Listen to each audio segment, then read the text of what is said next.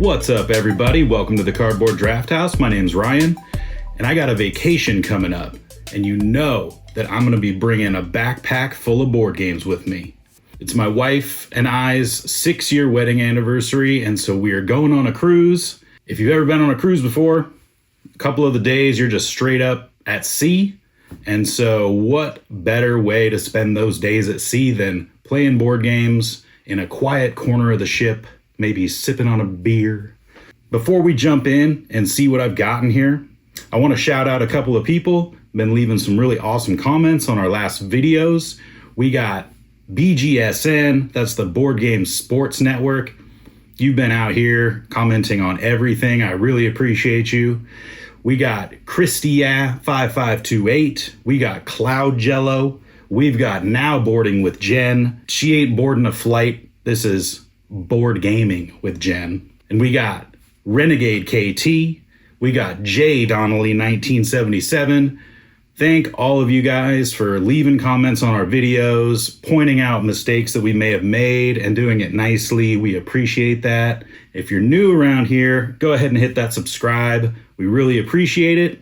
And drop me a comment. Leave your favorite go-to travel game that maybe I'm going to be missing and I need to add to my backpack for my trip. So why don't we dive in and see what games I'm bringing on vacation. Freaking zipper, dude. Come on now. How many games do you think I fit in this bad boy? Leave it in the comments. I usually put timestamps down below. Maybe I'll leave them out so that you can't spoil it and like scroll over and see how many games there are. Let's check it out, dude. First one, we got Res Arcana Duo. This is a duo version of Res Arcana. I don't own Res Arcana. This is actually the first one that I've got. I actually do have the first expansion to Res Arcana. I don't know how to pronounce it. It's like Lux etc. I don't know. That's actually in this box as well. I don't know if that's a great idea, but I like the idea of being able to shuffle more stuff up and just have some options when you play. I'm still going to set it up as if it's Res Arcana Duo, so I'll use the same amount of cards, but there's just going to be some more variation. Let me know if that's a bad idea or if that's a great idea. But it's actually inside this box right now. There's minimal lid lift, so, and I could probably finagle it so that there wouldn't be any at all. But yeah, first game, Res Arcana Duo. Next game I got in the backpack, dude. Little all-play game called Mountain Goats.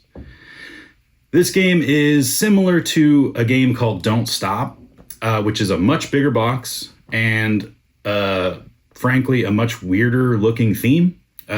Don't Stop is just a big stop sign, whereas this is some mountains, and you are goats traveling up those mountains.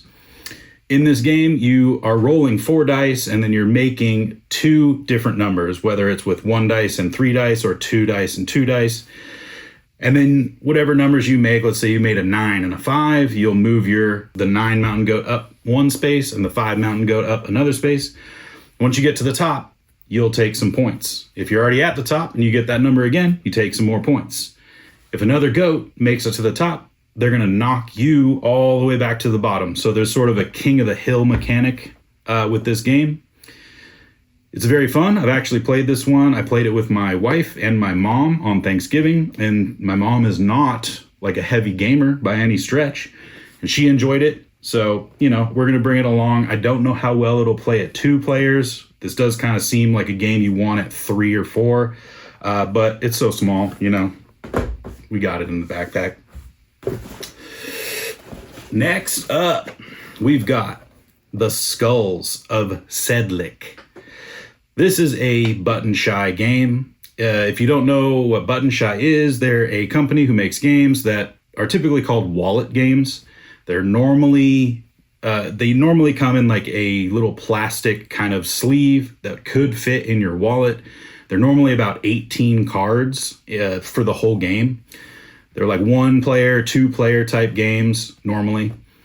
This is the Essential Collection. They've kind of started coming out with some big box versions of their games where they've added a bunch of the expansion content into one box.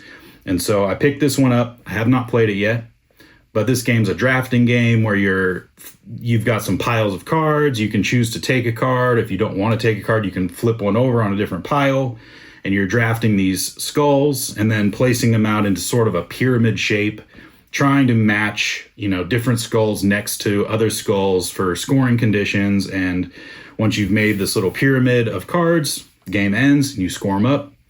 Looks really neat. There's a bunch of expansions in here, so you can kind of change up what skulls you're playing with. And I thought that was a no-brainer to bring along because it's so small. I could put this in my pocket. Next game, dude. We got the Kinfire Delve. I have not played any of these yet, but I've watched playthroughs and I've read the rules.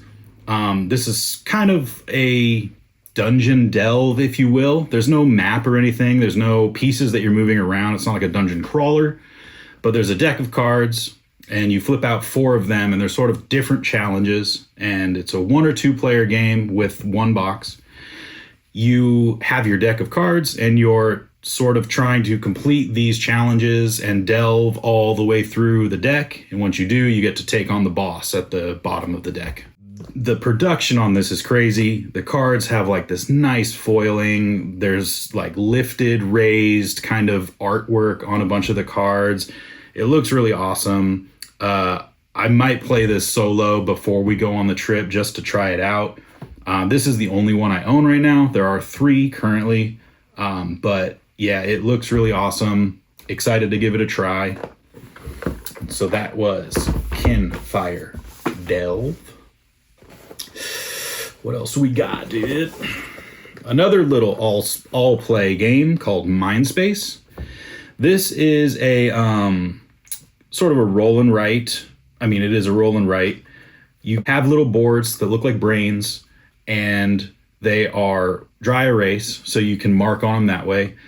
There are cards that you lay out, and they have polyomino shapes on them, and you roll colored dice that sort of like dictate what shapes you can draw into your mind, your brain.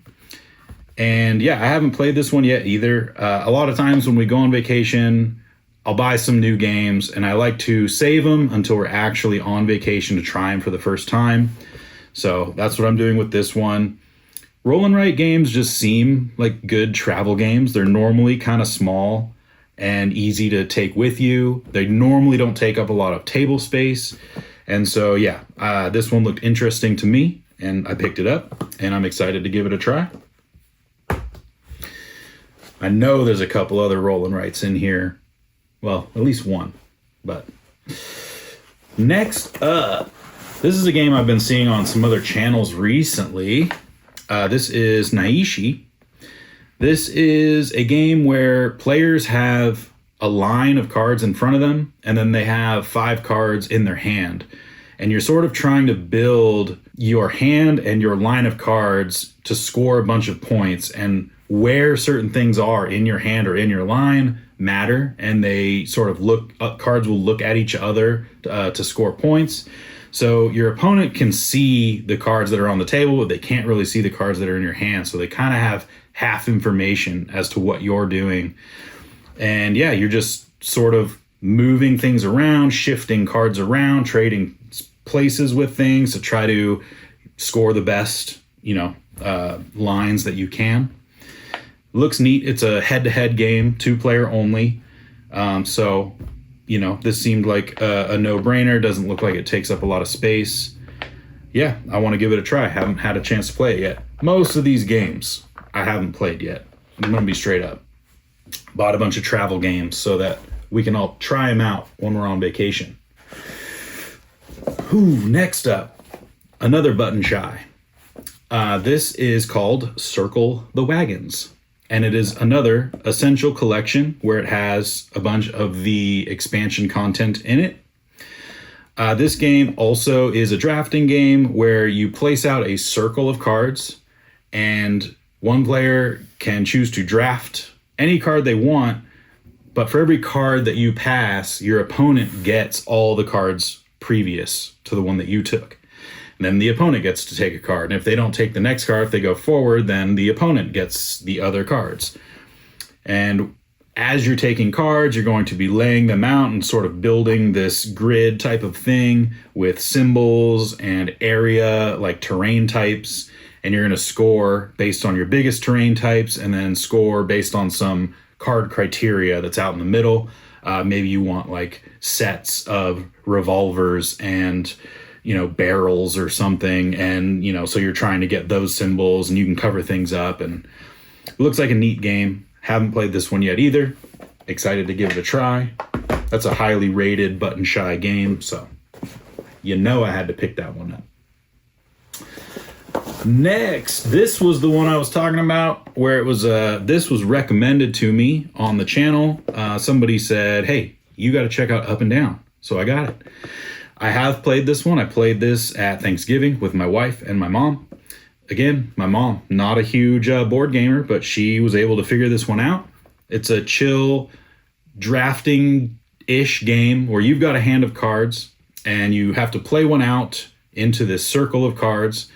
And depending on the number, it will slot in between two other numbers. And wherever you place your card, you have to take the card either above or below the card that you just played. Then you add it to your elevator line. You can have a maximum of 3 elevator lines. And you're either building a ascending line or a descending line of numbers. And it's sort of some set collection going on with colors. And it was a chill game. I liked it. I don't know. Again, this might not be the best 2-player game. It was really good at 3. So, we'll try it out. We'll see.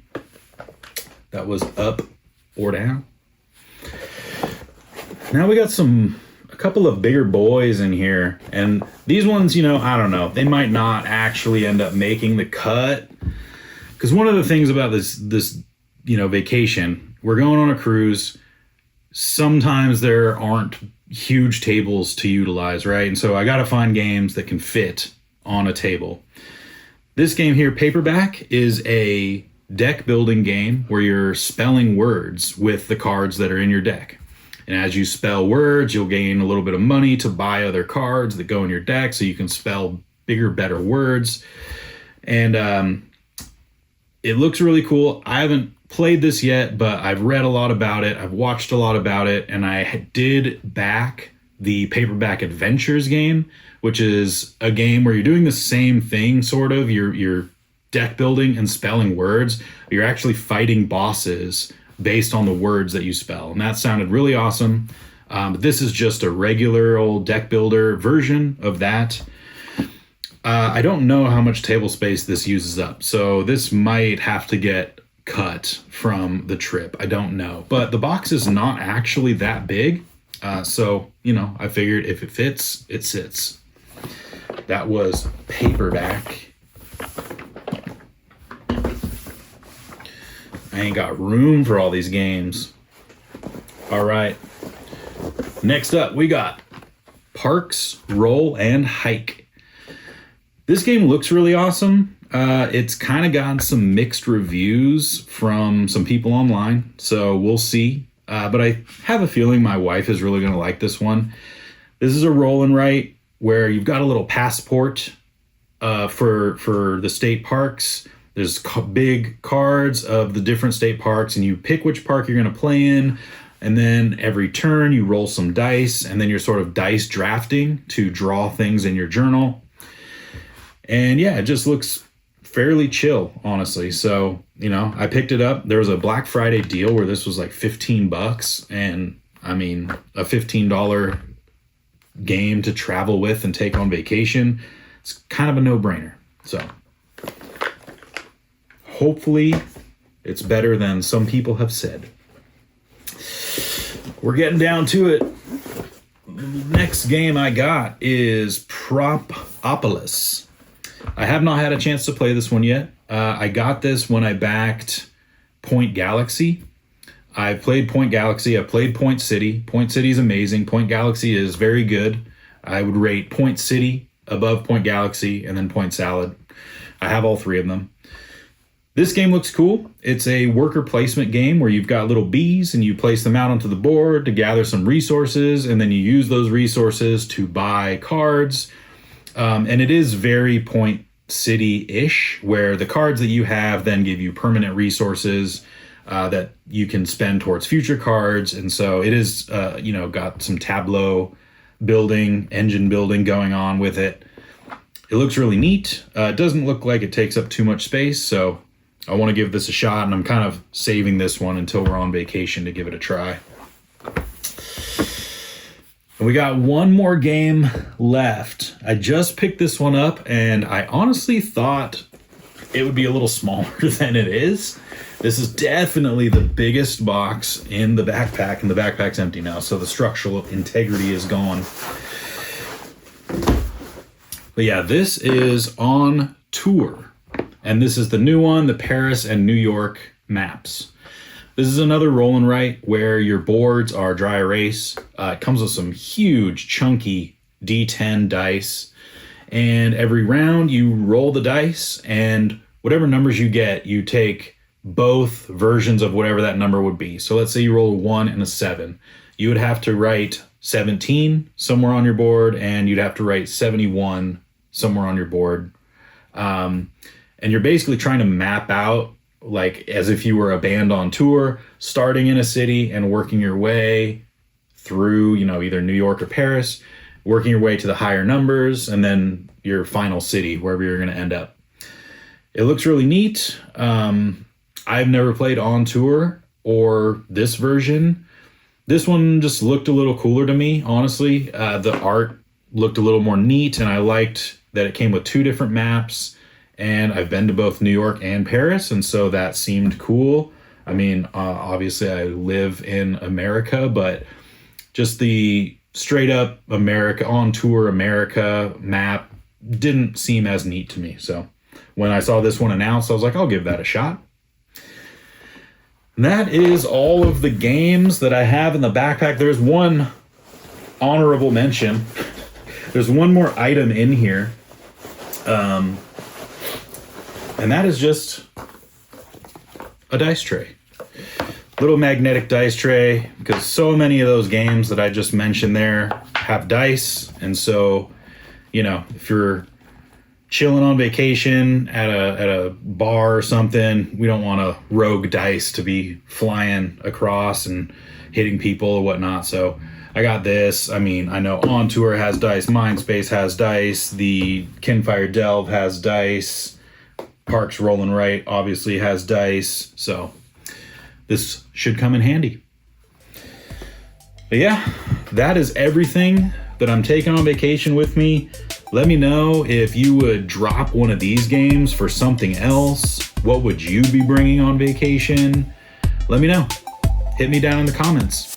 Thanks for hanging out with me. I'll see you at the next one. Remember to hit that subscribe. And as always, play and drink responsibly. Have a good one.